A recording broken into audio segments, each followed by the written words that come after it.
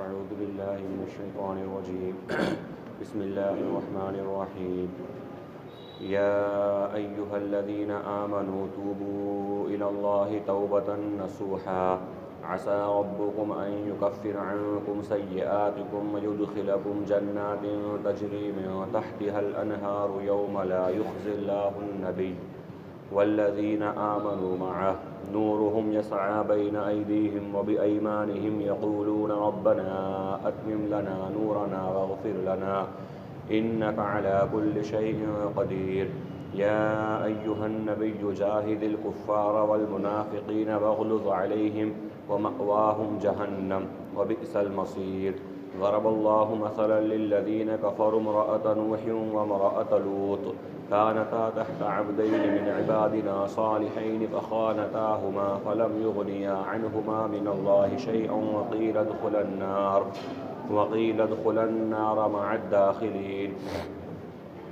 وضرب الله مثلا للذين آمنوا امرأة فرعون إذ قالت رب ابن لي عندك بيتا في الجنة ونجني من فرعون وعمله ونجني من القوم الظالمين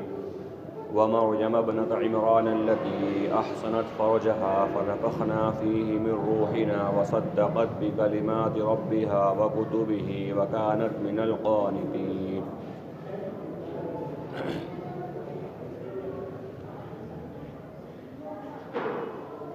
اے ایمان والوں،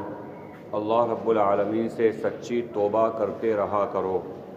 ہو سکتا ہے کہ تمہارا رب تمہارے گناہوں کو معاف فرما دے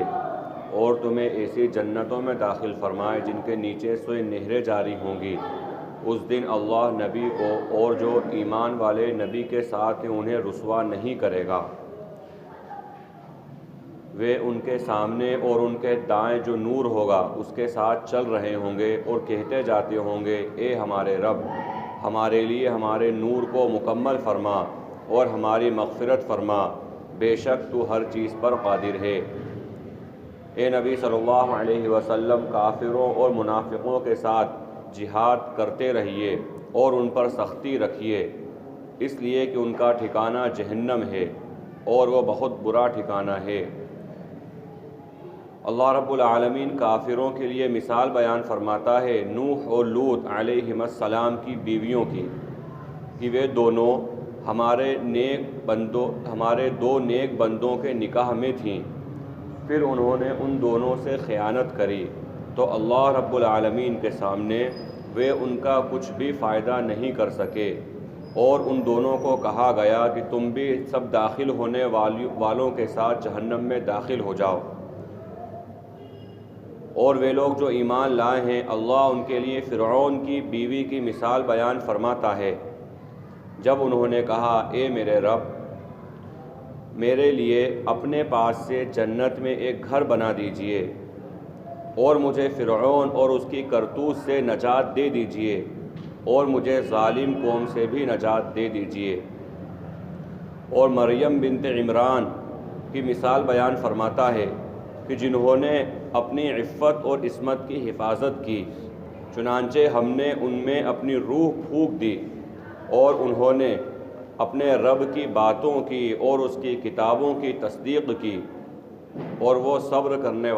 والوں میں سے تھیں۔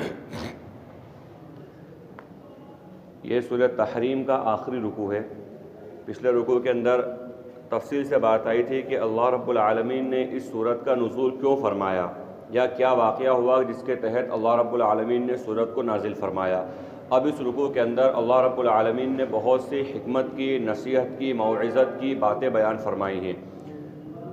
جن میں سب سے پہلی بات اللہ رب العالمین نے توبہ کے تعلق سے بیان فرمائی۔ توبہ یعنی اللہ رب العالمین کے سامنے اپنے گناہوں کا اقرار کرنا۔ توبہ یعنی اللہ رب العالمین کے سامنے اپنے گناہوں پر افسوس کرنا اور اپنے گناہوں پر شرمندہ ہونا۔ اسی لیے اللہ کے نبی صلی اللہ علیہ وسلم کی حدیث ہے التوبہ الندامہ، یعنی جس شخص کے اندر شرمندگی ہو گئی، جو اپنے گناہوں پر پشیمان ہو گیا، جسے اپنے گناہوں پر افسوس ہو گیا، یا جس نے اپنے عمل کو برا سمجھ لیا، فرمایا اس نے گویا کہ توبہ کر لی۔ اور اگر کوئی شخص گناہ کرنے کے بعد اس گناہ پر افسوس بھی نہیں کر رہا اس گناہ پر پشیمان بھی نہیں ہے اور اس گناہ کو برا بھی نہیں سمجھ رہا ہے، حتیٰ کہ گناہ کرتے کرتے اور زیادہ باغی یا اور زیادہ سرکش ہو گیا، تو ایسے شخص کو توبہ کی توفیق نہیں مل سکتی۔ اس لیے کہ توبہ کی توفیق اسی وقت ملے گی کہ جب انسان کسی چیز کو برا سمجھ رہا ہے، اور توبہ کی توفیق اسی وقت ملے گی جب انسان نے کسی چیز کو غلط سمجھا ہے۔ اگر کوئی انسان کسی چیز کو غلط ہی نہیں سمجھ رہا ہے یا کسی چیز کو برا ہی نہیں سمجھ رہا ہے تو انسان توبہ نہیں کر سکتا۔ اسی لیے اللہ کے نبی صلی اللہ علیہ وسلم نے فرمایا کہ بسا اوقات شیطان انسانوں کو ایسی چیزوں میں لگا دیتا ہے کہ جو چیزیں انسان اچھی سمجھتا ہے، جو چیزیں انسان بہتر سمجھتا ہے، اور وہ سمجھتا ہے گویا کہ میں اچھا کام کر رہا ہوں۔ کئی بار ایسا ہوتا ہے دین کے نام پر، اسلام کے نام پر، ایمان کے نام پر ایسی چیزوں میں شیطان لگا دیتا ہے کہ انسان یہ سمجھتا ہے کہ میں اچھا کام کر رہا ہوں، میں بہتر کام کر رہا ہوں،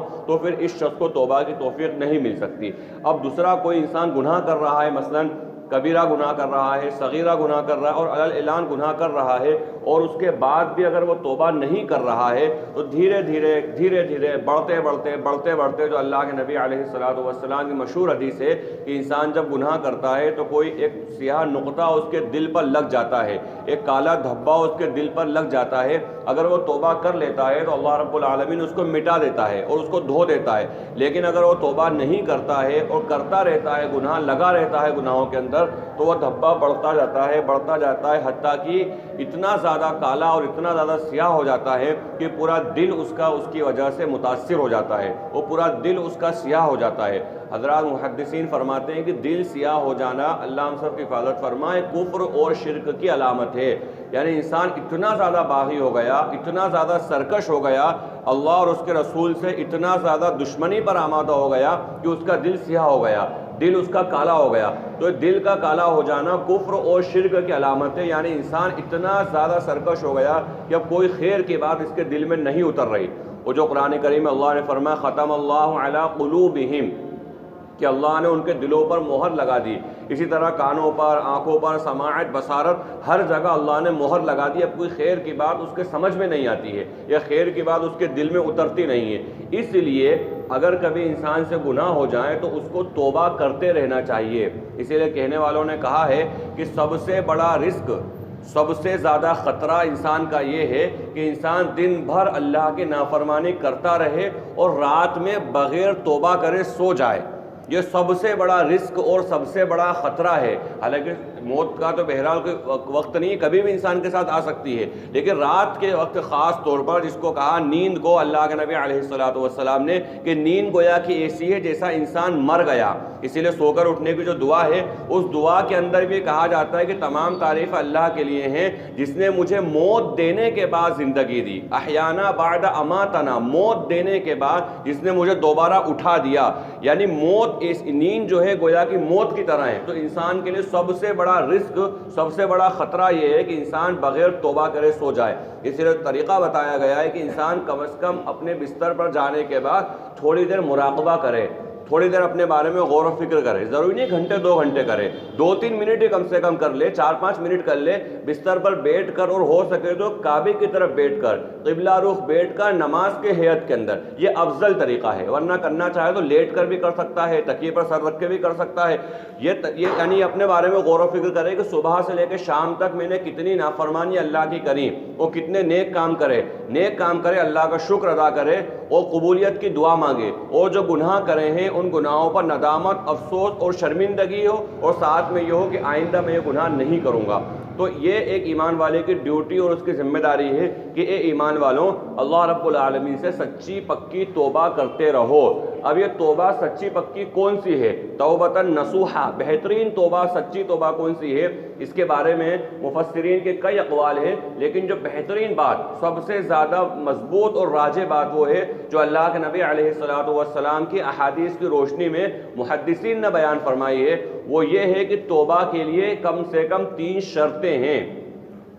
یہ نہیں کہ صرف انسان جو ہے اپنے گال پہ چانٹے مار لے اور سچے توبہ ہو گئی، یا استغفار کے کلمہ استغفر اللہ کہہ لے صرف توبہ ہو گئی، حالانکہ یہ بھی ہے، لیکن سب سے زیادہ اہمیت والی توبہ توبۃ النصوحہ وہ ہے جس کے اندر کم سے کم 3 شرطیں ہوں۔ جنہیں پہلی تو یہ کہ اس کو اپنے گناہ پر افسوس ہو، پہلی چیز اس کو اپنے گناہ پر ندامت ہو کہ اللہ مجھ سے بہت برا کام ہو گیا، اور دوسری چیز یہ ہے کہ اس گناہ کو فی الفور چھوڑ دے، یعنی ایسا گناہ جو مستقل کر رہا ہے، مثال کے طور پہ انسان نے کسی غلط جگہ پیسہ لگا دیا، حرام کام کے اندر انسان نے پیسہ لگا دیا، تو یہ نہیں کہ لگا دیا تو توبہ کر لی ٹھیک ہے اس کو وصول کرتا رہے، نہیں، اسی وقت اس پیسے کو نکال لے، اس لیے کہ اس نے غلط کام کے اندر لگا دیا ہے۔ اور نمبر 3، آئندہ نہ کرنے کا عزم ہو، پکا ارادہ ہو کہ میں آئندہ یہ گناہ نہیں کروں گا۔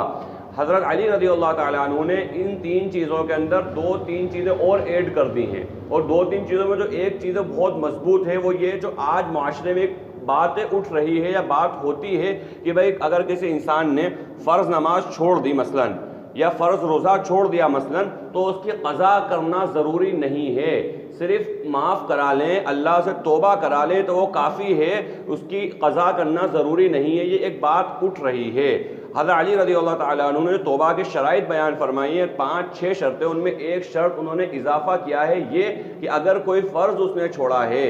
کوئی ایسا کام جو فرض تھا، مثلا فرض نماز ہے، فرض روزہ ہے، فرض حج ہے، فرض زکوٰۃ ہے، تو وقت پہ نہیں کرنے کی وجہ سے توبہ ہے، کیونکہ جب نماز ان الصلاۃ کانت علی المؤمنین کتابا موقوتا، کہ بے شک نماز وقت پر فرض کی گئی ہے، لیکن اگر انسان نے فجر چھوڑ دی، ظہر چھوڑ دی، عصر چھوڑ دی، سوچے چھوڑ دی، تو فجر کا وقت نکل جانے کے بعد وہ صرف توبہ کر لے گا، تو یہ توبہ قابل قبول نہیں ہے اصول و ضابطے کے اعتبار سے، ورنہ اللہ جس کو معاف کرنا چاہے تو اللہ کو کوئی ہاتھ نہیں پکڑ سکتا، اللہ غفور الرحیم ہے، یہ اللہ کا اور بندے کا مسئلہ، لیکن اصول یہ ہے کہ یہ توبہ قابل قبول نہیں ہے، اس لیے کہ اس توبہ کے اندر 1-2 کام تو کرے گئے، افسوس بھی ہوا، شرمندگی بھی ہوئی، اللہ سے مانگا بھی صحیح، لیکن تیسری جو چیز وہ تھی کہ اس کا قضا کرنا، وہ قضا نہیں کری۔ حضرت علی رضی اللہ تعالیٰ عنہ فرماتے ہیں کہ اس کو قضا کرنا پڑے گی، ورنہ تو انسان ایسا، ظاہر عقل بھی کہتی ہے اس بات کو، عقل کا تقاضا بھی یہ ہے کہ انسان ایسے تو مزاج کے اندر اس کے آوارگی آ جائے گی، ٹھیک ہے کام کرا نہیں کرا تو توبہ کر لیں گے، بات ہی ختم، تو ایسا نہیں، بلکہ اگر فرض نماز وقت پر نہیں پڑھی ہے تو وقت پہ نہیں پڑھنے کی توبہ ہے، اور جو نماز ذمے میں ہے اس کو ادا کرنا پڑے گی، اگر وہ نماز ادا نہیں کری تو توبہ کی پوری شرائط میں سے یہ ایک اہم شرط نہیں ہوئی، اور اس کی وجہ سے اصولاً توبہ قابل قبول نہیں ہے۔ اب دوسری چیز یہ توبہ کے تعلق سے کہ ایک اللہ کے نبی صلی اللہ علیہ وسلم کی مشہور و معروف حدیث ہے کہ بہترین گنہگار وہ ہے جو توبہ کرے، ورنہ کئی بار یہ ہوتا ہے کہ انسان گناہ کرتا رہتا ہے، کبھی نفسانی خواہش کی وجہ سے، کبھی شیطان کے بہکاوے میں آ کر، اور وہ سوچے میرے سے بار بار توبہ ٹوٹ جاتی ہے تو میں گویا توبہ کرنا چھوڑ دوں۔ شیطان کیا کرتا ہے، یہ بات نہیں کوئی توبہ بار بار ٹوٹ رہے تو گناہ کرنا چھوڑ دے، مثال کے طور پہ انسان نے جھوٹ بولا اور اس کے توبہ کر لے کہ اب میں جھوٹ نہیں بولوں گا، پکا اس نے ارادہ کر لیا میں جھوٹ نہیں بولوں گا، اور پتہ چلا تھوڑی دیر کے بعد پھر اس نے جھوٹ بول دیا، تو یہ تو نہیں ہوتا ہے، شیطان کی طرف سے داؤ کھیلا جاتا ہے، اور یہ شیطان کی طرف سے حربہ ہوتا ہے کہ وہ انسان سے توبہ ہی چھٹوا دیتا ہے کہ میرے سے بار بار توبہ ٹوٹ رہی ہے لہذا میں توبہ نہیں کروں، بار بار میرے سے توبہ ٹوٹ رہی ہے لہذا میں توبہ نہیں کروں، حالانکہ ہونا یہ چاہیے بار بار جب توبہ ٹوٹ رہی ہے، بار بار وہ گناہ کر رہا ہے تو اس گناہ کو چھوڑنے کا ارادہ ہونا چاہیے کہ بار بار میں اللہ سے توبہ کرتا ہوں کہ میں جھوٹ نہیں بولوں گا، لیکن بار بار جھوٹ بولے جاتا ہوں لہذا اب میں جھوٹ بولوں گا ہی نہیں، اس کا پکا ارادہ ہونا چاہیے۔ لیکن کبھی کبھی انسان یہ کر لیتا ہے کہ وہ توبہ کے ترک کا ارادہ کر لیتا ہے کہ بار بار مجھ سے توبہ ٹوٹ رہی ہے میں توبہ نہیں کروں گا۔ اللہ کے نبی صلی اللہ علیہ وسلم نے فرمایا کہ بہترین گنہگار، بولے ابن آدم خطا کار ہے، ابن آدم میں انبیاء اکرام علیہ السلام کے علاوہ ہر انسان خطا کار ہے، انسان گنہگار ہے، انبیاء اکرام علیہ السلام کے علاوہ ہر شخص گنہگار ہے۔ اللہ کے نبی علیہ السلام نے فرمایا کہ بہترین گنہگار وہ ہے جو توبہ کر لے، لہٰذا توبہ کرتے رہنا چاہیے، اللہ نہ کرے توبہ ٹوٹ رہی ہے بار بار تو بار بار کرنا چاہیے، یہ نہیں کسی انسان سے کوئی گناہ ہو گیا توبہ ٹوٹ گئی تو مایوس ہو کر اب چھوڑ توبہ ہی نہیں کروں، بار بار تو میں توبہ کے خلاف کر لیتا ہوں، ایسا نہیں، بلکہ بار بار اس کو توبہ کرنا چاہیے حتیٰ کہ وہ قبر میں چلے جائے، یعنی اس کی موت کا وقت آ جائے اس وقت تک اس کو مایوس نہیں ہونا چاہیے۔ اور ظاہر سی بات ہے جو انسان بار بار کوئی کام کرتا ہے تو کبھی نہ کبھی شرمندگی محسوس ہوتی ہے، اسی لیے بعض علماء اکرام اور اسلاف کا معمول تھا کہ آج بھی ہے الحمدللہ کہ مجلس کے اختتام پر توبہ ضرور کرواتے تھے، بھئی توبہ کے چند کلمے کم از کم ادا کر لے انسان، بار بار اس کو بولے تاکہ اس کو احساس ہو کہ اپنے گناہوں کا، اپنی غلطی کا، اس پہ شرمندگی ہو، تو پھر انشاءاللہ آج اس کی توبہ ٹوٹ رہی ہے، کل کوئی دن بھی آ جائے گا انشاءاللہ اس کی توبہ نہیں ٹوٹے گی۔ تو فرمایا اے ایمان والوں، اللہ رب العالمین سے سچی توبہ کرتے رہو۔ عسیٰ ربکم ان یکفر عنکم، امید ہے کہ آپ کو تمہارا رب تمہارے گناہوں کو معاف فرما دے گا۔ عسیٰ یہ امید کے لیے آتا ہے عربی زبان کے اعتبار سے۔ حضرات مفسرین فرماتے ہیں جب عسیٰ اللہ کے ساتھ آ جائے، یعنی عسیٰ ربکم یا عسیٰ ربک، کہ شاید کہ آپ کا رب کر دے، امید ہے کہ آپ کا رب کر دے، تو یہ وعدہ ہے، یعنی اللہ رب العالمین ایسا کرے گا۔ یہ صرف یقین یہ انداز کے لیے یا اشارے کنائے کے لیے نہیں، بلکہ اللہ رب العالمین کا اگر استعمال ہو رہا ہے تو یہ امید کے لیے اور ایک خوشخبری سنانے کے لیے اور ایک یقین والی بات ہے کہ اللہ رب العالمین تمہارے گناہوں کو معاف کرے گا۔ اور یہ بہت اہم نقطہ ہے کہ معاشرے کے اندر گناہ ہیں، وہ بڑے بڑے گناہ ہیں، ہر انسان کی ذمہ داری ان گناہوں پر نکیر کرے، ان گناہوں کو بتائے کہ یہ گناہ ہے، لیکن خدا نہ بنے۔ ہوتا کیا ہے کئی مرتبہ کوئی انسان کسی کو گناہ کی نصیحت کر رہا ہے، اس انداز سے گویا کہ نصیحت کر رہا ہے کہ وہ گنہگار ہے ہی نہیں، اس انداز سے نصیحت کر رہا ہے گویا کہ جس کو نصیحت کری جا رہی وہی پوری دنیا کے اندر خطا کار ہے، یہ انسان گنہگار ہے ہی نہیں۔ تو یہ طریقہ نہیں، کیونکہ اللہ رب العالمین کا حق ہے جنت اور دوزخ دینا۔ اللہ رب العالمین نے یہ چیز نبی کے ہاتھ میں بھی نہیں رکھی، کسی ولی کے ہاتھ میں نہیں رکھی، کسی صحابی کے ہاتھ میں نہیں رکھی، بڑی سے بڑی شخصیت کے ہاتھ میں نہیں رکھی یہ بات۔ وہ پیچھے بات آ گئی سورہ تحریم کے اندر، یا ایھا النبی لما تحرم ما احل اللہ لک، جو چیز اللہ رب العالمین نے حلال کر دی اس کو نبی حرام نہیں کر سکتے، اور جس کو نبی نے اللہ نے حرام کر دی اس کو نبی حلال نہیں کر سکتے۔ اور نبی میں بھی خاص طور پر خاتم الانبیاء صلی اللہ علیہ وسلم کو بیان فرما دیا کہ آپ یہ کام نہیں کر سکتے، اللہ نے آپ کو اس کی اجازت نہیں دی۔ اب اس کے بعد دنیا کی کوئی کتنی بڑی شخصیت آ جائے، اس کو کوئی حق نہیں ہے کہ کسی انسان کو گناہ پہ اس طرح سے اس کو تانے دے یا گناہ پر اس طرح سے اس کو جو ہے پریشان کرے کہ گویا کہ وہ سمجھ رہا ہے کہ میں خدا بن گیا ہوں، گویا کہ جنت اور دوزخ کا سرٹیفکیٹ دینا اس کے ہاتھ میں ہو گیا۔ اسی لیے اسلاف کا معمول تھا، حضرت عمر فاروق رضی اللہ تعالیٰ عنہ جیسی شخصیت جو جلیل القدر صحابی تھے، جن کو شریعت کے ٹوٹنے پر سب سے زیادہ غصہ آیا کرتا تھا، ان کا معمول بھی تھا اور انہی کی سنت پر اسلاف کا عمل رہا ہے اور الحمدللہ آج بھی ہے۔ وہ یہ ہے کہ جب انفرادی معاملے میں کسی کو نصیحت کرتے تھے تو بہت نرمی کے ساتھ کرتے تھے، یعنی کسی شخص نے نماز چھوڑی، اب اس کو کہنا ہے کہ آپ نے نماز چھوڑ دی، غلط کرا ہے، اس کو اتنی نرمی کے ساتھ کہتے تھے، اتنی نرمی کے ساتھ کہتے تھے وہ انسان پانی ہو جاتا تھا کہ اتنے میرے خیر خواہ ہیں۔ اور اگر عمومی طور پہ نصیحت کرنا ہوتی تھی سختی کے ساتھ کرتے تھے کہ عمومی طور پہ نماز کے چھوڑنے پر اگر بیان ہو رہا ہے، اللہ کے نبی صلی اللہ علیہ وسلم کا معمول تھا کہ آپ علیہ السلام جب بیان فرمایا کرتے تھے تو آپ کا منبر ہل جایا کرتا تھا۔ یہ بیان کے اندر چٹکلے کہانیاں سنانا نہیں ہے، بلکہ اللہ کے نبی صلی اللہ علیہ وسلم کا معمول تھا منبر ہل جایا کرتا تھا۔ اور شمائل میں لکھا ہے کہ آپ علیہ السلام کا چہرہ بسا اوقات غصے میں سرخ ہو جایا کرتا تھا، کیونکہ وہاں پر جو نصیحت کری جا رہی وہ عمومی کری جا رہی ہے، کوئی ایک انسان اپنے اوپر نہیں لے گا۔ اس مجمع میں 100 بے نمازی ہیں، وہ 100 نمازی ہیں، اب ترک صلاح پر جب وعید سنائی جا رہی ہے تو جو 100 بے نمازی ان کو لگے گا میرے کو کہا جا رہا ہے، لیکن صرف مجھے ہی نہیں کہا جا رہا ہے، بہت سارے بے نمازی یہاں پر بیٹھے ہوئے ہیں۔ اگر بیاج کے خلاف کوئی بات ہو رہی ہے تو کئی ایسے ہوں گے جو بیاج کا لین دین کرتے ہوں گے، تو جو کرتا ہوگا سوچے گا نہیں مجھے بھی سنایا جا رہا ہے، لیکن میرے ساتھ کئی اور کو سنایا جا رہا ہے۔ لیکن اگر کسی پارٹیکولر شخص کی بات ہو رہی ہے اور خاص اس کو نصیحت کری جا رہی ہے، بھائی آپ نے یہ کام غلط کرا ہے، اتنی نرمی کے ساتھ اس کو کری جائے کہ وہ آدمی پانی ہو جائے، موم ہو جائے، کہ اتنی خیر خواہی۔ جو ایک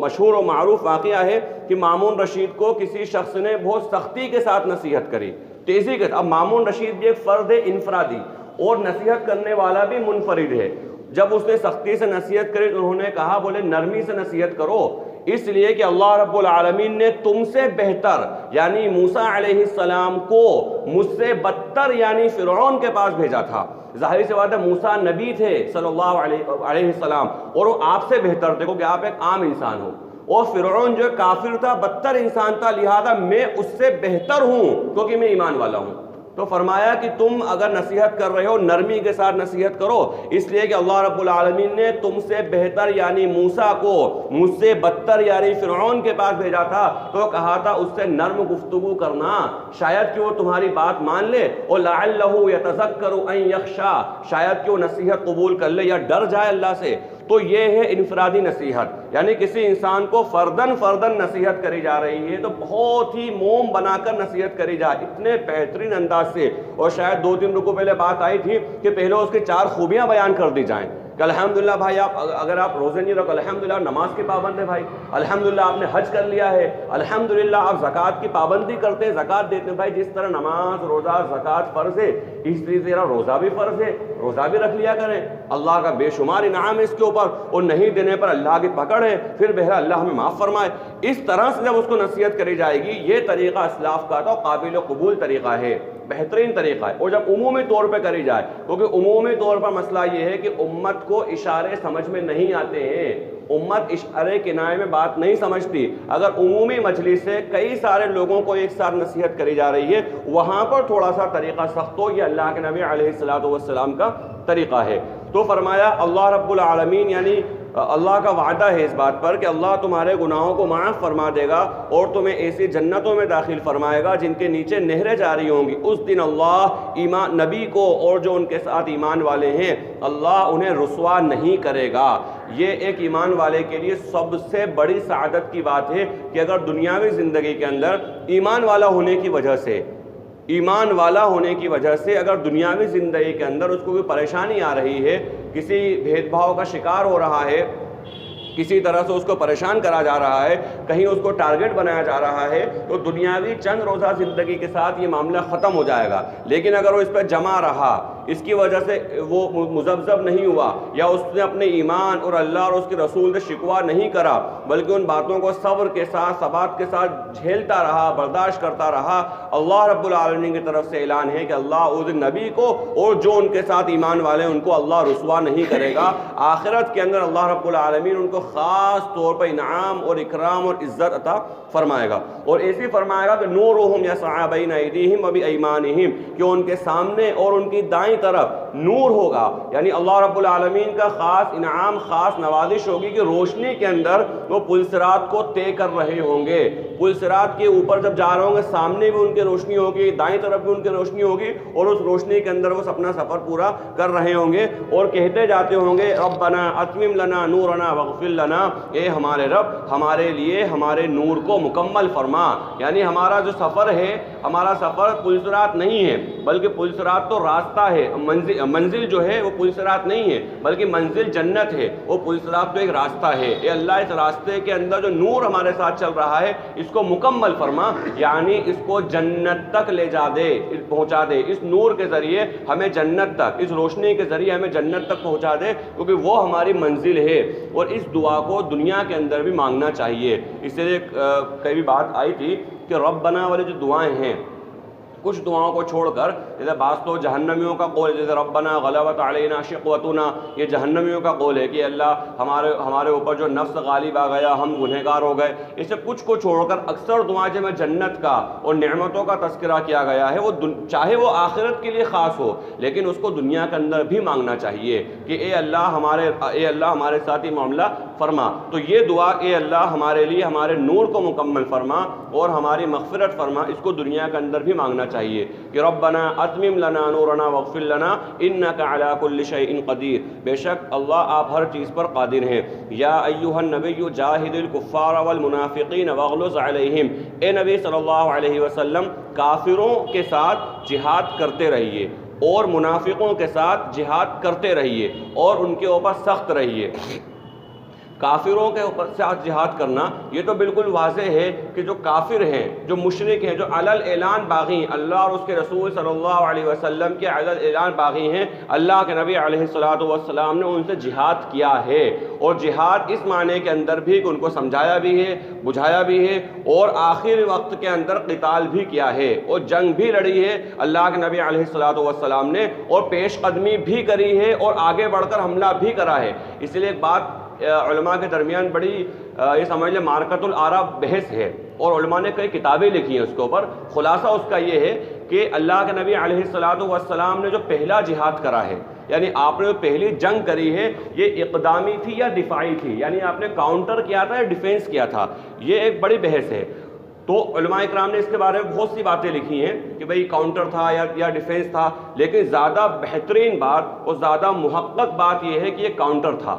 اس لیے کہ جنگ بدر جو ہوئی ہے، یہ جنگ بدر اصل میں اللہ کے نبی علیہ الصلوۃ والسلام نے حضرت ابو سفیان رضی اللہ تعالیٰ عنہ جب ایمان لے کر نہیں آئے تھے، مسلمان نہیں ہوئے تھے، ان کا قافلہ آ رہا تھا ملک شام سے، مکہ کی طرف جا رہا تھا، تو آپ صلی اللہ علیہ وسلم نے اس قافلے پر حملہ کرنے کے لیے صحابہ کو بھیجا تھا. اور اس قافلے پر حملہ کرنے کے لیے صحابہ اکرام کو جب بھیجا تھا تو صحابہ اکرام نے، وہ قافلہ تو بہرحال بچا کے نکل گیا، لیکن جب قافلہ نکل گیا تو ابو سفیان رضی اللہ عنہ اور ان کے رفقاء نے مشورہ کیا کہ آج تو جو ہے محمد اور ان کے ساتھیوں کا نعوذ باللہ نام مٹا دیا جائے کہ اب تو ہمارا راستے بھی پورا من نہیں بچے، ہم تو تجارتی قافلہ لے کر جا رہے ہیں اور یہ راستہ بھی ہمارے لیے محفوظ نہیں بچا. تو اس کی پاداش میں جنگ بدر ہوئی تھی اور اس کی پاداش میں یہ میدان سجا تھا. اس لیے زیادہ بہترین بات اور زیادہ محقق بات یہ ہے کہ اللہ کے نبی علیہ الصلوۃ والسلام نے کاؤنٹر کیا تھا. لہٰذا جیسا موقع ہو، جیسی مناسبت ہو اور جیسے حال احوال ہوں، اس وقت جو اصحاب الرائے ہیں، اس وقت جو ماہرین فن ہیں اور اس وقت جو اس فیلڈ کے ماہر لوگ ہیں، ان کی رائے، اس لیے کوئی کہتا ہے اسلام تو تبھی تلوار اٹھانے کی اجازت دیتا جب اس پہ حملہ ہو جائے. یہ سیرت کے ایک پہلو کو بیان کرنا ہے اور یہ منافقت ہے. اللہ کے نبی صلی اللہ علیہ وسلم نے بھی صاف بیان فرمایا، قرآن کریم میں اللہ رب العالمین نے بھی صاف بیان فرمایا کہ جو بات ہے بالکل وضاحت کے ساتھ کری جائے، دین میں تحریف نہیں کری جائے، قرآن کریم میں تحریف نہیں کری جائے، بدلاؤ نہیں کرا جائے. لہٰذا جب جنگ دفاعی کی ضرورت ہوگی مسلمان جنگ دفاع کریں گے، اور جب مسلمانوں کو حملہ کرنے کی ضرورت ہوگی مسلمان حملہ کریں گے. اور آپ صلی اللہ علیہ وسلم نے کئی قوموں پر حملہ کیا ہے. بھئی ایک موٹا سا اصول تھا کہ آپ اپنے لشکر کو روانہ کرتے تھے اور کہتے تھے یا تو اسلام قبول کر لو امن میں آ جاؤ گے، نہیں قبول کرنا ہے جزیہ دو ہم تمہاری حفاظت کریں گے، یا پھر ہم سے جنگ لڑو. تو یہ بھی تو اقدام تھا. یہ دفاع کہاں تھا؟ مدینہ منورہ کے اوپر جو مشرکین مکہ نے حملے کیے ہیں، جیسے خندق کا موقع ہے، یا اسی کے طریقے سے دیکھا جائے اگر تو احد کا ہے کہ بدر کا بدلہ لینے کے لیے آئے تھے. یہ 2-3 جنگیں تو آپ صلی اللہ علیہ وسلم نے دفاع کرا ہے، لیکن جنگ بدر آپ صلی اللہ علیہ وسلم کی اقدامی جنگ تھی. فتح مکہ آپ صلی اللہ علیہ وسلم کا اقدام تھا. اور آپ نے جنگ خندق کے موقع پر خوشخبری سنا دی تھی مسلمانوں کو کہ آج کا جو دن ہے اچھی طرح سمجھ لو، باطل آج کے بعد ہم پر حملہ نہیں کرے گا، اب ہم ان پر حملہ کریں گے. اور آپ صلی اللہ علیہ وسلم نے فتح مکہ میں حملہ کرا. اللہ رب العالمین نے یہ وعدہ پورا فرمایا. لہذا جب جیسی ضرورت ہوگی ویسا اس وقت طے کر اصحاب الرائے جو ہیں، اہل مشورہ جو ہیں، وہ بتائیں گے کہ بھئی کیا نوعیت ہے، یہاں پہ اقدام کرا جائے یا دفاع کرا جائے. تو لہذا کافر اور مشرک کے ساتھ تو بالکل واضح بات ہے کہ یہاں پر جہاد جو ہے سمجھائش بجائش کا جو معاملہ ہے تب بھی وہ بھی ہے. اسی اعتبار سے جو صلاحیت کی ضرورت ہو، جس وقت جیسی ضرورت ہو،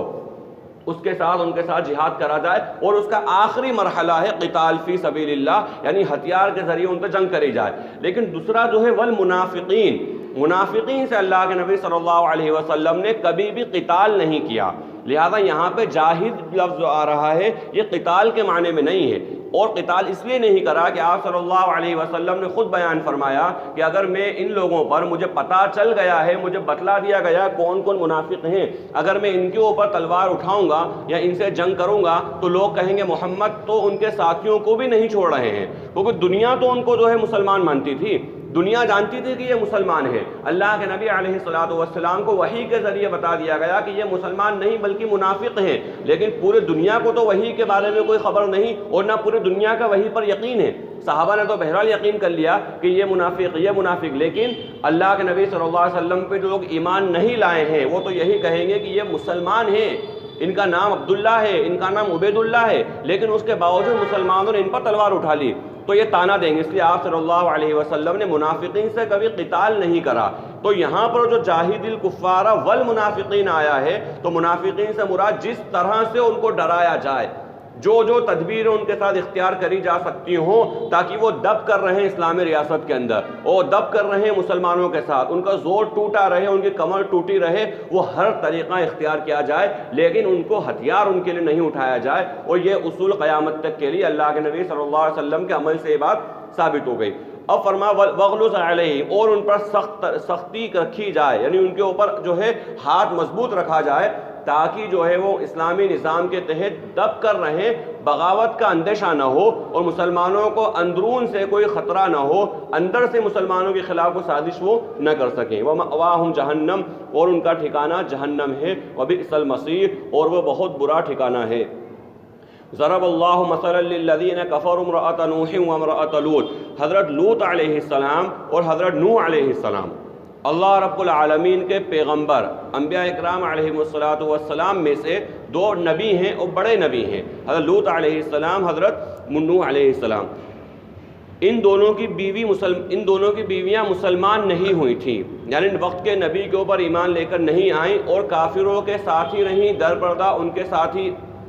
سارے معاملات کرتی رہیں، یہ مسلمان نہیں ہوئی۔ اللہ رب العالمین نے کافروں کے لیے ان کی مثال بیان فرمائی، اور کافروں کے لیے تو عام ہے، کافروں کے لیے تو ہے ہی صحیح، لیکن اس کے ساتھ ساتھ ہر ایمان والے کے لیے ہے یہ مثال کہ وہ یہ سمجھ لے کہ خاندان کا کوئی بڑا انسان، چاہے بڑا عالم ہو، بڑا مفتی ہو، بڑا فقیہ ہو، بڑا ولی ہو، اللہ کا کتنا برگزیدہ بندہ ہو، وہ کسی دوسرے کے کام نہیں آ سکتا۔ یعنی وہ سوچے کہ ہمارے خاندان میں اتنے بڑے مفتی ہیں تو ہمیں تو کسی چیز کرنے کی ضرورت ہی نہیں، ہمارے خاندان میں اتنے بڑے اللہ والے ہیں، اتنے بڑے ولی ہیں، لہذا ہمیں عمل کرنے کی ضرورت نہیں ہے۔ یا وہ عقیدہ جو صوفیہ نے بگاڑ کے پیش کرا ہے، وہ صوفیہ جس طرح علماء سو ہوتے ہیں اور علماء حق ہوتے ہیں، حق بات کہنے والے علماء اور برے، یعنی علماء حق یعنی حق اور علماء سو یعنی برے، حق اور برے علماء جس طرح ہوتے ہیں، اسی طرح صوفیہ بھی حق اور سو ہوتے ہیں۔ یعنی صوفیہ اکرام جو تزکیہ نفس کرا رہے ہیں، لوگوں کی اصلاح کرا رہے ہیں اور لوگوں پہ جو محنتیں کر رہے ہیں، اور ایک ہے جو دھوکے دے رہے ہیں، لوگوں کو دھوکے دے رہے ہیں کہ فلاں کام کر لو تمہارا کام بن جائے گا، ہمارے ساتھ جڑ جاؤ، ہمارے سلسلے میں بیعت ہو جاؤ، ہم تم کو جنت تک لے کے چلے جائیں گے۔ یہ جو خرافاتی ہیں یا اس طرح کی باتیں کرنے والے یا زبان حال سے کہنے والے، ڈائریکٹ تو نہیں کہہ رہے ہیں، انڈائریکٹ یہ بات کہنے والے، وہ بھی سمجھ لیں اور ان کے متبعین بھی اچھی طرح سمجھ لیں کہ اللہ رب العالمین نے انبیاء اکرام علیہم السلام کی بیویوں کو بھی نہیں بخشا ہے کفر کی وجہ سے۔ اور انبیاء اکرام علیہم السلام کے اولاد میں اگر کفر آیا، جیسے کہ حضرت نوح علیہ السلام کے بیٹے کے بارے میں ہے، میں فلاں جگہ چھپ جاؤں گا، فلاں جگہ، بولے اللہ کے علاوہ بیٹا کوئی جائے پناہ نہیں ہے، اگر اللہ پر ایمان لے کر آ کر میرے ساتھ اگر آ گیا تو بچ گیا، ورنہ اللہ پوری دھرتی کو مٹانے والا ہے، پورے زمین کو ختم کرنے والا ہے، صرف جائے پناہ کشتی ہے، وہ کشتی میں آنے کے لیے شرط ایمان، اگر ایمان لے کر کے آ جائے گا تو اللہ تو اس کو بچا لے گا، لیکن جب لے کر نہیں آیا اللہ نے بھی اس کو غرق کر دیا۔ حضرت نوح علیہ السلام کی آنکھوں کے سامنے وہ دیکھتے رہے، ان کا بیٹا ہلاک اور برباد ہو گیا۔ تو یہ ہر انسان کے لیے پیغام ہے، کوئی کسی کے بھروسے نہیں رہے، لا تزر وازرۃ وزر اخری، کوئی شخص قیامت کے دن کسی دوسرے کا بوجھ نہیں اٹھائے گا۔ اب یہاں پر ایک بات یہ، اور دوسری بات جو اسی آیت کے تحت ہے وہ یہ کہ اللہ کے نبی صلی اللہ علیہ وسلم نے کا ایک جو خطبہ ہے، خطبہ حجۃ الوداع کا جو خطبہ جو آپ صلی اللہ علیہ وسلم نے عرفہ کے دن آپ علیہ السلام کے آخری حج میں دیا تھا، وہ خطبہ بڑا جامع اور بڑا مفصل ہے بلکہ، اور اس کے اندر اللہ کے نبی نے بہت سارے وضاحت اور بہت سارے زندگی گزارنے کے اصول بیان فرمائے۔ وہاں پر آپ صلی اللہ علیہ وسلم نے 3 اعلان کیے تھے، وہ بڑے اہم اعلان ہیں، اور وہ اعلان آنے والے ہر انسان کے لیے قیامت تک کے لیے ہے کہ زندگی ایسے گزرنا چاہیے۔ ان میں پہلا اعلان جو آپ صلی اللہ علیہ وسلم نے فرمایا اور یہ کہا کہ زمانہ جاہلیت کے سارے سود ختم، زمانہ جاہلیت میں جنہوں نے سود کا لین دین کرا تھا وہ سارے سود ختم ہو گئے، اور اچھی طرح جان لو کہ میں سب سے پہلے اپنے چچا حضرت عباس کا سود معاف کرتا ہوں، یہ آپ صلی اللہ علیہ وسلم نے فرمایا۔ اور دوسری بات فرمائی کہ زمانہ جاہلیت کے سارے قتل، سارے خون ختم، سارے قصاص ختم، اور سب سے پہلے میں اپنے چچازاد بھائی عامر کا خون معاف کرتا ہوں، یعنی اب میں اس کا قصاص نہیں لوں گا۔ اور تیسری بات جو بہت زبردست بیان فرمائی کہ آج کی جو اسلام جو ہے مکمل ہو گیا، اللہ نے اس دین، اور آج کی اسلام کے علاوہ کوئی دین لے کر آئے گا اللہ قبول نہیں کرے گا، اور آج کے دن کافر مایوس ہو گئے۔ جو ایک بہت مشہور آیت ہے، الیوم اکملت لکم دینکم واتممت علیکم نعمتی ورضیت لکم الاسلام دینا، بہت ہم نے بارہ سنی آیت کو، خود کتابوں میں سنی ہے بلکہ ہم نے پڑھی بھی ہے، پڑھائی بھی ہے کہ بھئی آج کے دن دین مکمل ہو گیا، اللہ رب العالمین نے نعمت مکمل کر دی اور دین اسلام پر راضی ہو گیا۔ یہ آیت اوپر سے چلی آ رہی ہے، اور اوپر جو آیت جہاں شروع ہو رہی ہے دوسری اس کے پیچھے تو جو لگی ہوئی بات آ رہی وہ یہ الیوم یئس الذین کفروا من دینکم فلا تخشوہم واخشون، جہاں اللہ رب العالمین نے خوشخبری یہ سنائی کہ آج کے دن دین مکمل ہو گیا، اسلام کو اللہ نے اسلام کس سے اللہ راضی ہو گیا، وہیں پیچھے ایک خوشخبری اور ہے الیوم یئس الذین کفروا من دینکم، آج کے دن کافر تمہارے دین سے مایوس ہو گیا، یعنی آج کے دن کافر ہار گیا کہ یہ مسلمان ہی رہیں گے، ان کا کچھ نہیں بگاڑ سکتے، ہم نے ہر طرح کی تدبیریں کر لی، کسی طرح سے یہ ختم ہو جائیں، کسی طرح سے ان کا دین ختم ہو جائے، پھیلتے پورے دنیا کے اندر پھیل گیا، لہٰذا تم ان سے مت ڈرنا۔ یہ اللہ کا پیغام ہے کہ چاہے جیسے حالات آ جائیں مسلمانوں کے خلاف، کیسی سازشیں ہو جائیں، کیسی مکاریاں ہو جائیں، کتنی دشمنی پہ لوگ آمادہ ہو جائیں، لیکن ڈرنا نہیں ہے، فلا تخشوہم، ان سے مت ڈرنا، کیونکہ آج کا دن اس دن مایوس ہو چکے ہیں کافر، قیامت تک کے لیے مایوس ہو گئے ہیں کہ مسلمان کے اسلام سے مایوس کیے، ہم مسلمانوں کا کچھ نہیں بگاڑ سکتے، عارضی طور پر کہیں پریشانی آتی ہے، حالات آتے ہیں تو ہو سکتا ہے کہ وہ زمین سے اللہ مسلمانوں کو مٹا دے لیکن دوسری زمین میں اللہ ان کو اٹھا دے، اور یہ مسلمانوں کے ساتھ خاص طور پر اللہ رب العالمین نے معاملہ رکھا ہے کہ جتنے انقلاب دنیا کے اندر آئے ہیں، بہت ساری قومیں، بہت سارے مذہب ایسے ہوئے جن کا نام و نشان مٹ گیا، جو بھی ہسٹری کے وہ شوقین ہیں، پڑھنے پڑھانے والے جانتے ہیں کئی سارے لوگ آئے، کئی سارے انقلاب آئے، کئی سارے سماج سدھارک آئے، کئی بڑے بڑے رشی منو آئے، لیکن آج ان کا نام لینے والا نہیں ہے کوئی، ان کا نام صرف تاریخ کی کتابوں میں فلاں علاقے میں یہ تھے، فلاں علاقے میں یہ تھے، لیکن ان کی یا تو حکومتوں نے یا کسی طرح سے ختم ہو گئے، آج ان کے پیروکار نہیں ہیں، ان کے ماننے والے نہیں ہیں۔ لیکن اسلام کا معاملہ، چائنا کے اندر ایسا لگا اسلام ختم ہو گیا، مٹا دیا گیا مسلمانوں کو، کوئی نام و نشان اسلام کا مسلمانوں کا نہیں ہے، لیکن جب دوبارہ عروج ہوا ہے تو ظاہر سی بات ہے نیو بورن بیبی کی طرح اسلام ہونا تھا، کوئی ظاہر وہ تو یہ سمجھ رہا ہم نے مٹا دیا ہے، لیکن جب اسلام اٹھا ہے چائنا سے دوبارہ تو وہاں اٹھتے کے ساتھ ہی ان میں حافظ بھی ہیں، اٹھتے کے ساتھ ہی ان میں عالم بھی ہیں، اٹھتے کے ساتھ ہی ان میں مفتی بھی ہیں، اٹھتے کے ساتھ ہی ان کے اندر اسلام کے تمام خدمات انجام دینے والے لوگ ہیں۔ اس سے پتہ چلا اسلام مٹا نہیں تھا بلکہ چھپ گیا تھا، حکمتاً مصلحتاً وہ چھپ گیا تھا۔ ظاہر سی بات ہے اگر آج کہیں کوئی مدرسہ شروع ہو رہا ہے تو حافظ کی جو پہلی بیچ نکلے گی کم از کم 3 سال بعد نکلنا چاہیے، اگر عالم کوئی نکل رہا ہے کم از کم 8 سال بعد نکلنا چاہیے، مفتی کم از کم 10 سال بعد نکلنا چاہیے، لیکن فوراً نکل گئے۔ اس سے بات پتہ چلی کہ تھوڑی دیر کے لیے بادل آ گئے تھے لیکن بادل چھٹ گئے، اللہ رب العالمین نے پھر اسلام کا عروج سورج کو طلوع فرمایا۔ یہی حال رشیا کا ہوا اور دنیا کے اندر کئی سارے ممالک ایسے ہوئے کہ وہاں پر اسلام اس طرح سے اٹھا۔ تو اللہ رب العالمین کا یہ پیغام ہے فلا تخشوہم، ان سے ڈرنا نہیں، وخشونی، مجھ سے ڈرو، یہ حق ہے میرا کہ مجھ سے ڈرا جائے، ان کا کوئی حق نہیں ہے کہ ان سے ڈرا جائے، یہ اللہ رب العالمین کا پیغام۔ تو تیسری بات وہاں جو اللہ کے نبی نے بیان فرمائی وہ اہم بات کی لا عربی ولا عجمی لا شرقی ولا غربی، آج کے دن نہ کوئی عجمی ہے نہ کوئی عربی ہے، نہ کوئی مشرقی ہے نہ کوئی مغربی ہے، تم سب اسلام کی وجہ سے بھائی بھائی ہو۔ یہ 3 پیغام آپ صلی اللہ علیہ وسلم نے حجۃ الوداع کے موقع پر خاص طور پر بیان فرمائے۔ اب انہی 3 پیغام کے ساتھ یہ بات کی جو 2 اس کے اندر اہم ہیں، بہت بنیادی ہیں، وہ یہ ہیں کہ اگر کہیں نظام کو سدھارنا ہے تو بڑے جو لوگ ہیں انہیں سب سے پہلے قربانی دینا پڑے گی۔ حضرت مولانا علی میاں صاحب نور اللہ مرقدہ فرماتے تھے کہ اگر کوئی شخص کسی رسم کے خلاف، یعنی کوئی بری چیز امت کے اندر وجود پکڑ گئی ہے، کوئی بری چیز امت میں آ گئی ہے، اگر اس کے خلاف وہ کام کر رہا ہے تو ایک عام انسان، کوئی سماج سدھارک مثلاً ہے، اگر وہ کام کرے گا اس کی ایک نسل گزر جائے گی اس چیز کے سدھرنے کے اندر، لیکن اگر کوئی بڑا وہ کام کا بیڑا اٹھا لے گا، جو رسپیکٹیبل پرسن ہے، جس کی بات مانی جاتی ہے، سنی جاتی ہے، لوگ اس کا ادب اور احترام کرتے ہیں، اگر وہ بیڑا اٹھا لے گا کہ اس رسم کے خلاف مجھے جنگ کرنا ہے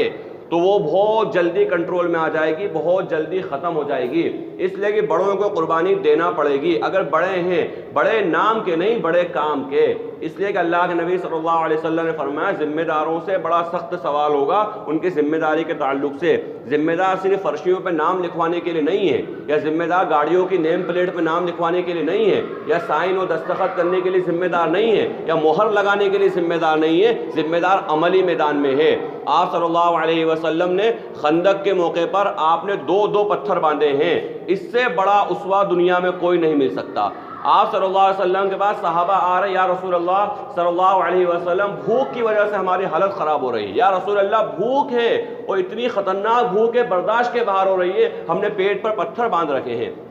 یا آ کے انہوں نے گویا کہ شکوہ کرا کہ یا رسول اللہ صلی اللہ علیہ وسلم کچھ کریے، ہمارے ساتھ یہ معاملہ ہے. آپ صلی اللہ علیہ وسلم نے اپنا مبارک کرتا اٹھایا، آپ علیہ السلام کے پیٹ پر 2 پتھر بندھے ہوئے تھے، اور اس بات کا پیغام تھا کہ دین کے خاطر ذمہ دار کو زیادہ پریشانی اٹھانا پڑے گی. لیڈر جو ہوگا وہ آگے ہوگا. اسلامی لشکروں کے اندر لیڈر آگے ہوتا ہے، اس کے ہاتھ میں جھنڈا ہوتا ہے. یہ نہیں کہ چاروں طرف سے فوج ہے، بیچ میں ہاتھی پر سوار ہو کے لیڈرشپ آگے سے ہوتی ہے، قیادت آگے سے ہوتی ہے. اللہ کے نبی صلی اللہ علیہ وسلم کا اسوہ تھا کہ جب تیر آئے گا سب سے پہلے محمد پر آئے گا صلی اللہ علیہ وسلم. صحابہ اکرام کا معمول تھا کہ ہم آگے سے قیادت کریں گے، پہلی صف کے اندر ہوں گے کہ اگر حملہ ہوگا سب سے پہلے ہمارے اوپر حملہ ہوگا. جو آپ صلی اللہ علیہ وسلم نے 3 صحابہ کو بھیجتے ہوئے جو مشہور واقعہ ہے، فرمایا بولے بھائی یہ قیادت کرے، جھنڈا ان کے ہاتھ میں ہوگا، اگر یہ شہید ہو جائیں تو پھر جھنڈا ان کے ہاتھ میں ہوگا، اگر یہ شہید ہو جائیں پھر جھنڈا ان کے ہاتھ میں ہوگا. اللہ کے نبی صلی اللہ علیہ وسلم کی بات کے اوپر صحابہ کو اتنا یقین تھا کہ یہ 2-3 تو پکا شہید ہوں گے ہی صحیح. بلکہ ایک یہودی یہ بات سن رہا تھا، اس نے کہا کہ یہ 2-3 جو بیان کرا یہ تو پکا شہید ہوں گے، کیونکہ نبی کا ایسا کہنا گویا کہ پیغام ہوتا ہے، خبر ہوتی ہے کہ یہ چیز ہونے والی ہے. لیکن یہ نہیں کہ یا رسول اللہ جھنڈا کسی اور کو دے دیجئے. پکا شہادت دکھ رہی ہے، پکا موت دکھ رہی ہے. جب اللہ کے نبی جھنڈا دے رہے ہیں تو گویا کہ ساتھ میں کفن دے رہے ہیں کہ دیکھ لو جھنڈا تو تم لے رہے ہو، یہ بات سمجھ لو کفن دے رہا ہوں تمہیں میں. جھنڈا نہیں ہے صرف، بلکہ تمہارا کفن ہے، اب تمہیں اس کو اوڑھنا پڑے گا، قبر میں جانا پڑے گا. لیکن یہ نہیں کہا یا رسول اللہ جھنڈا کسی اور کو دے دیجیے، نہیں. اللہ کے نبی نے منتخب کر لیا ہے ذمہ داری کے لیے، اگر تو پھر ذمہ داری پہ کھڑا اترنا. بہت نازک مسئلہ ہے ذمہ داروں کے ساتھ، بہت نازک ترین مسئلہ ہے ذمہ داروں کے ساتھ. اگر کوئی مدرسے کا ذمہ دار ہے، کوئی مسجد کا ذمہ دار ہے، کوئی خاندان کا ذمہ دار ہے، کوئی کسی علاقے کا ذمہ دار ہے، تو وہ اپنی اچھی طرح غور کرے، محاسبہ کرے کہ مجھے اللہ کے سامنے کھڑا ہونا ہے. وہ سب سے سخت ترین حساب کتاب معاملہ ہوگا حقوق العباد کے اندر. حقوق العباد میں اللہ ذرا سی رعایت نہیں کرے گا. جیسا کہ پیچھے بات آئی تھی کہ حقوق العباد کے اندر اللہ فیصل ہوگا، اللہ جج ہوگا، اللہ کو ایک فریق نہیں ہوگا. حقوق اللہ کے مسئلے میں تو اللہ فریق ہوگا، ایک طرف اللہ ہے ایک طرف بندہ ہے. اللہ ہو سکتا ہے معاف کر دے، درگزر فرما دے، رحمان الرحیم ہے، اپنی صفت کا مظاہرہ کرے. لیکن جب معاملہ حقوق العباد کا ہو جائے گا اللہ فریق نہیں ہوگا، فریق دونوں انسان ہوں گے، اور اللہ فیصل ہوگا، اللہ جج ہوگا، اللہ حاکم ہوگا، اللہ عادل ہوگا اس وقت، اور اللہ فیصلہ کرے گا. وہاں اللہ رعایت نہیں کرے گا. اور جو ذمہ دار خطا کرتے ہیں یا جو ذمہ دار ڈنڈی مارتے ہیں وہ اکثر اور بیشتر بندوں کے حقوق کی ڈنڈی مارتے ہیں، اکثر اور بیشتر. مثال کے طور پہ کوئی مسجد کے نظام میں کوئی گڑبڑی ہے، کسی نے ٹوک دیا تو بولے تم کون ہوتے ہم کو سکھانے والے؟ بھئی اگر کوئی وہاں کا مصلی ہے، وہاں نماز کو 1000 بار بولے گا، اس کو حق ہے، شریعت نے اتھارٹی دی ہے. اگر اس کا مطالبہ غلط ہے تو اس کو اچھے انداز سے بٹھا کے سمجھا دیا جائے کہ بھائی ایسا نہیں، آپ کو سمجھنے میں غلط فہمی ہوئی ہے. اگر واقعی وہ غلطی پر ہے بندہ اور اس کے بعد بھی نہیں مان رہا ہے تو پھر اس کو اس کے حال پہ چھوڑ دیا جائے. لیکن سوال سے بھاگنا یہ اسلاف کا طریقہ نہیں تھا. اسی طرح کو مدرسے کا ذمہ دار ہے، کوئی کسی خاندان کا ذمہ دار ہے، تو ماتحت افراد سوال تو کریں گے. سوال کرنے والوں کا دین یہ ہے کہ وہ ادب کے دائرے میں، تہذیب کے دائرے میں عزت اور احترام کے ساتھ پوچھیں کہ ہمیں یہ اشکال ہے، شاید کہ ہم غلط سمجھے ہوں، اور اگر وہ اشکال غلط ہے تو ہمارا اشکال دور کر دیجئے، اور اگر واقعی ہم صحیح کہہ رہے ہیں تو آپ اپنی اصلاح کر لیجئے. یہ نہیں کہ اگر سوال کرنے والا غلط طریقے سے سوال کر رہا ہے یا بے ادبی کے ساتھ سوال کر رہا ہے تو اس کو جھڑک دیا جائے، اس کو جواب نہ دیا جائے، اس کو تانے تشنے کرے جائیں. حتیٰ کہ بڑی بات تلخ ہے اس کی وجہ گنڈے لگا دیے جائیں،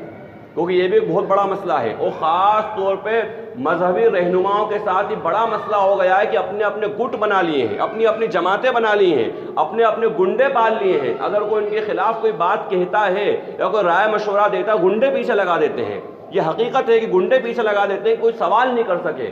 کچھ لوگوں کو پال لیا ہے، کچھ لوگوں کے سامنے ہڈی ڈال کے کتے انہوں نے پال لیے ہیں کہ وہ جا کر کے کسی نے کچھ کہہ دیا اگر تو اس کا جینا حرام کر دیتے ہیں. یہ جو سیاسی لوگوں کا کام ہوتا تھا، جو دنیا میں حکومت کرنے والے لوگوں کا کام ہوتا تھا، نیتاؤں کا جو کام ہوتا تھا، وہ ہے آج بھی وہ مذہبی لوگ کر رہے ہیں. لہٰذا بہت زیادہ ڈرنے کا مسئلہ ہے کہ اگر کوئی ہم سے ذمہ دار اگر بنے ہیں، اگر اوقات نہیں ہے ذمہ داری سنبھالنے کے، آدمی استعفیٰ دے دے. یہ بہترین طریقہ ہے کہ دنیا کے اندر کرکری ہو جائے گی، میں اس نظام کو نہیں سنبھال سکا، اللہ کے یہاں کم از کم بری ذمہ ہو جائے گا، اے اللہ میری یہ صلاحیت نہیں تھی۔ حضرت حسان بن ثابت رضی اللہ تعالیٰ عنہ جن کو شاعر رسول کہا جاتا ہے، اور آپ نے حضرت حسان بن ثابت رضی اللہ تعالیٰ عنہ نے بڑے بڑے اشعار آپ صلی اللہ علیہ وسلم کی مدح میں بیان فرمائے ہیں، حتیٰ کہ جو مشرکین مکہ آپ علیہ السلام اور مسلمان خواتین کی ہجوں میں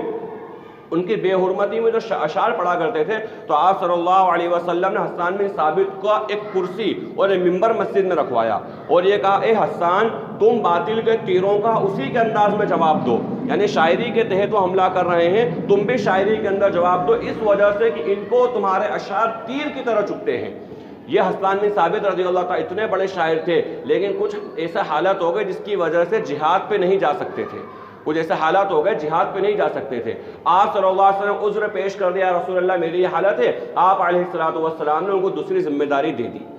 یعنی ہونا یہ چاہیے کہ اگر انسان اتنا کمفرٹیبل نہیں ہے، وہ اس کو نبھا نہیں سکتا ہے، تو وہ استعفیٰ دے دے، یہ نہیں کہ کسی طرح نام کے لیے، شہرت کے لیے، عزت کے لیے، فلاں صاحب کے لیے انسان اللہ سے خیانت کرے۔ تو اگر کوئی شخص ذمہ دار ہے تو اس کو سب سے پہلے اپنے اوپر دین کو نافذ کرنا پڑے گا، سب سے پہلے اپنی زندگی میں دین نافذ کرے۔ اللہ کے نبی صلی اللہ علیہ وسلم نے نافذ کر کے بتا دیا کہ میرے گھر کا سود حرام، میرے گھر کا سود جو ہے حرام، جو سود ہے وہ بالکل باطل ہے، اس کو نہیں لیا جائے گا۔ میرے گھر کا زمانہ جاہلیت کا قصاص تھا، اس کو معاف کر دیا گیا، نہیں لیا جائے گا۔ اور یہ کہہ دیا گیا دوسرے موقع پر جب ایک سفارش کرے گی خاتون کی کوئی چوری کری ہے، ان کو رعایت دے دی جائے، شریف ہے، کہا اللہ کی قسم اگر فاطمہ بنت محمد بھی چوری کرتی میں اس کے بھی ہاتھ کٹوا دیتا۔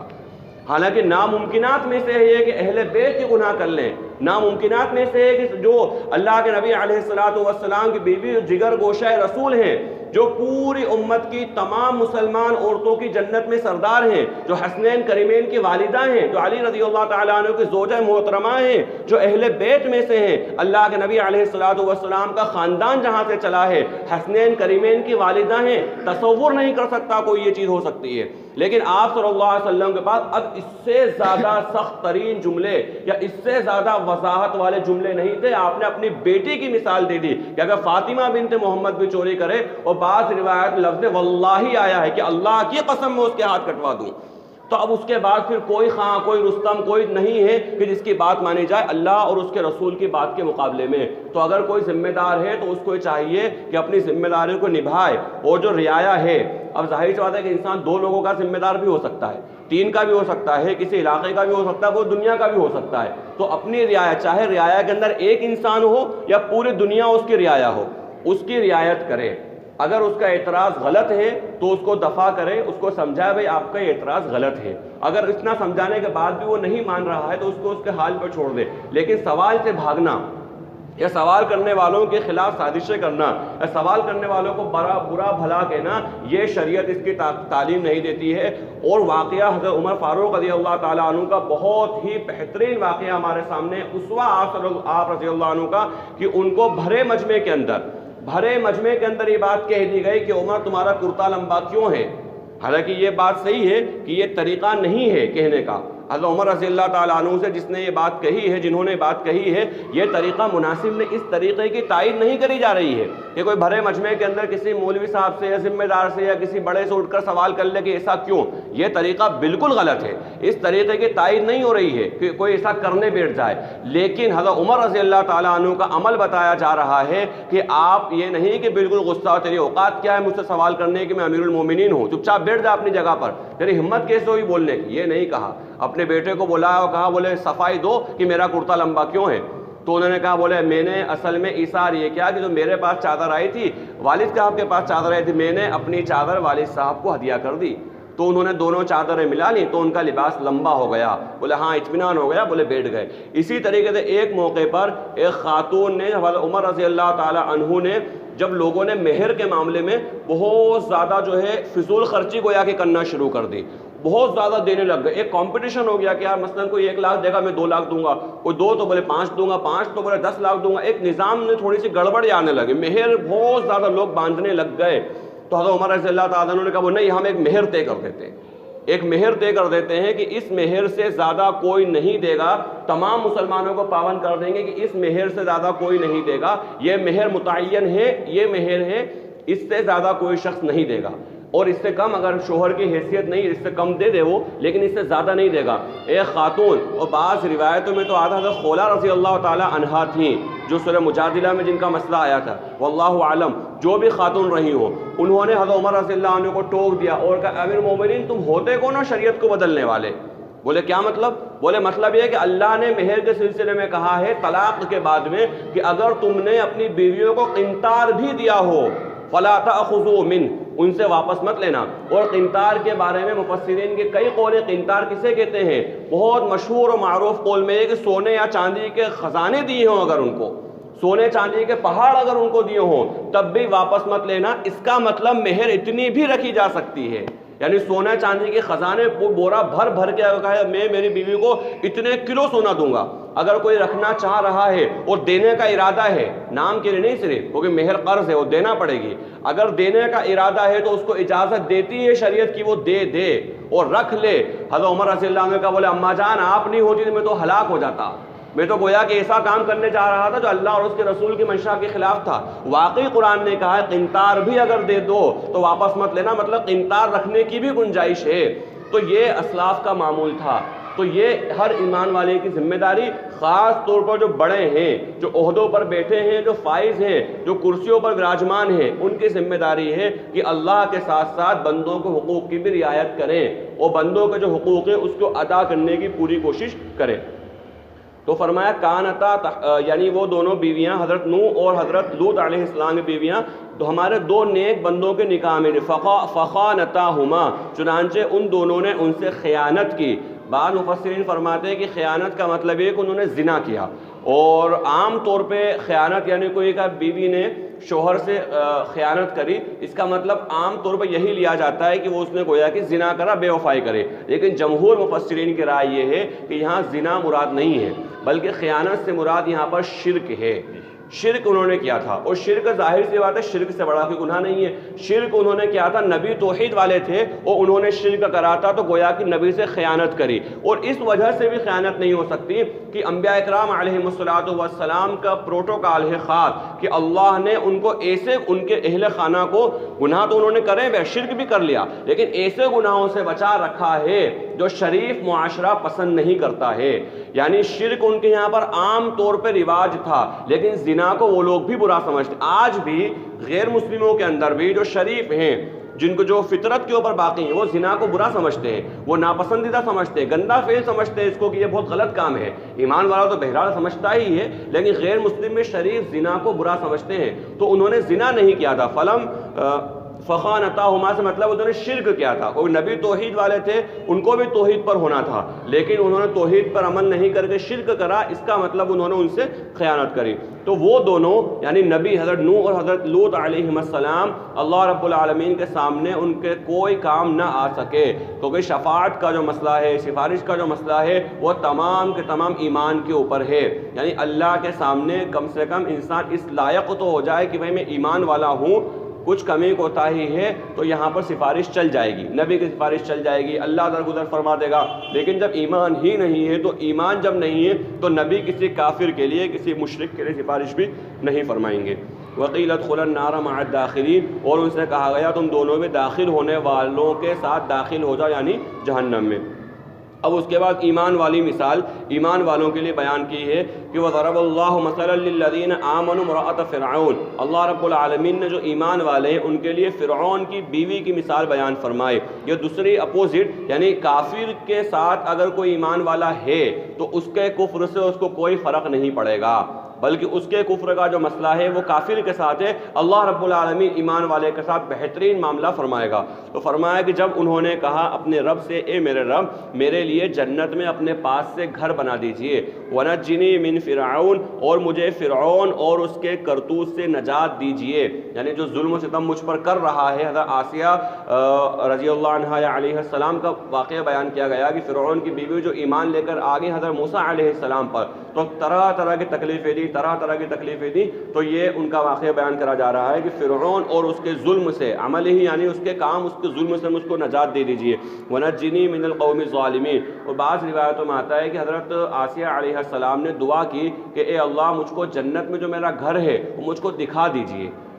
یعنی اگر میں دنیا میں روح قبض کرنے سے پہلے جنت میں میرا گھر مجھ کو دکھا دیجئے۔ تو حضرت آسیہ علیہ السلام جب فرعون نے یہ طے کرا کہ بھاری پتھر ان کے اوپر رکھا جائے، تو پتھر رکھنے سے پہلے یعنی ان کی تکلیف ہو ان کو، اس سے پہلے اللہ رب العالمین نے ان کی روح قبض کروا لی، اور روح قبض ہونے سے